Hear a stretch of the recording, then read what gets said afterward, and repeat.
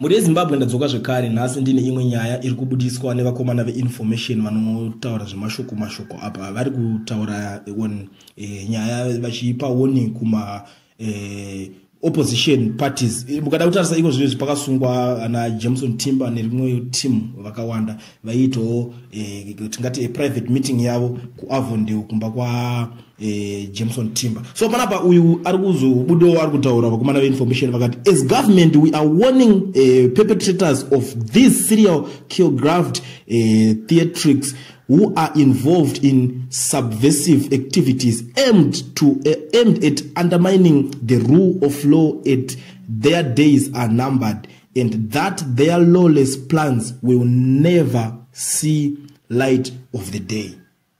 Ndopa kuneza nyaya iya manje vakomana ava manje ari kuti aiwa ava isusu atichatombovasekerere because vamwe vacho varikuda kubotry tingati vangada kumutsa mapolitical careers avo. But inini ameno kuti kana ari kuti kumutsa mapolitical careers ndopa ari kuzondinetsa kuti saka tingati akusina opposition party muZimbabwe ndo zvavari kuedza kutaura kuti hapasina chimwe chinhu chine musoro chichiri kuitika pawana political career. Tuziva chinonzi political career tese chii panapa.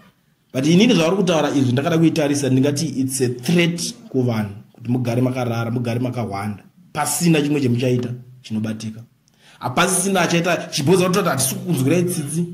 Hamutomboone zuva manje it's like kutoudza kuti musatombozvitraya futi kune vamwe vada kuedza kutraya. But chikonzero chaita kuti nyaya iyi ibude ini ndakazvitarisa inyaya yekuti pane makungwa ari kutenderera kuti vanhu vada kudemonstrata kuSADC. Yani SADC inoda kuuya. Saka purutwa 44 summit inoda kuitwa muno muZimbabwe inoitwa kuMount Upton. Saka vanhu ndopa varikuda kudemonstrata ipapo. Ameno munoona ose nyaya muri Zimbabwe mamirira zvakaita